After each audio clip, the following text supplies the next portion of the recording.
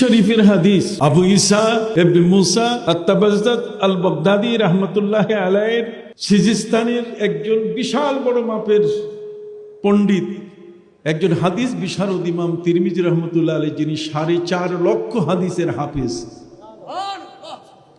পৃথিবীতে যার হাদিস 6খানা বিশুদ্ধ হাদিসের মধ্যে স্থান লাভ করেছে, সেহা পৃথিবীর এই 6খানা বিশুদ্ধ হাদিস গ্রন্থের মধ্যে একখানা হলো কি?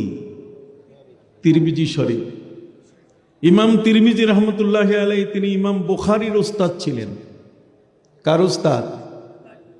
আপনারা বলতেছেন না, চুপ করে থাকলেন। কার ওস্তাদ? ইমাম বুখারীর যেমন ওস্তাদ, আবার ইমাম বুখারীও তার ওস্তাদ, দুইজনেই পাশাপাশি। ইমাম তিরমিজি রহমতুল্লাহ আলাইহি 4.5 লক্ষ হাদিসের হাফেজ ছিলেন।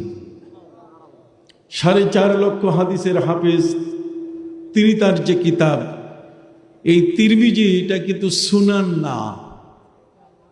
তিরমিজি কিতাবখানা হলো জামে।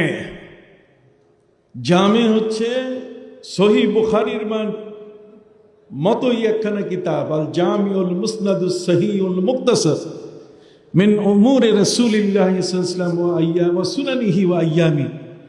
সহিহ বুখারীর যেমন নাম জামে, যেখানে 8টা বিষয় অথবা 6টা বিষয়ের আলোচনা সন্নিবেশিত হয়, ইমাম তিরমিজির এই হাদিস গ্রন্থখানা ঠিক এই মাপের একটি বড় সম্মানীয় একটি গ্রন্থ। সেই গ্রন্থে ইমাম তিরমিজি রহমতুল্লাহ আলাইহি এই হাদিস নিয়ে আসছেন। নবীজি বলছেন, ইজা কানাত লাইলাতুন নিসফি মিন শাবান, শাবান মাসের 14 তারিখ দিবাগত রাত তোমাদের কাছে যখন আসবে, ফাকুমু লাইলাহা ওয়া সুমু নাহারাহা, তোমরা রাত ভর ইবাদত করবে, দিন ভর রোজা রাখবে। সুবহানাল্লাহ বলেন। কেন? ফাইন্নাল্লাহা ইয়ানজিলু ফিহা ইলা সামাইদ দুনিয়া, আল্লাহ তাআলা ওই দিন প্রথম আসমানে চলে আসেন।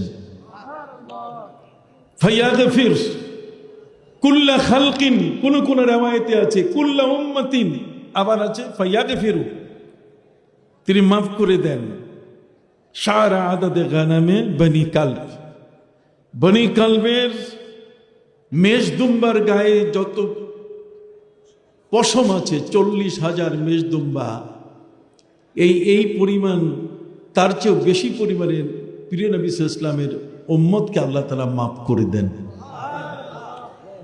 সম্মানিত শুধু এই হাদিস সম্পর্কে আপনারা জানেন, আলোচনা জানেন।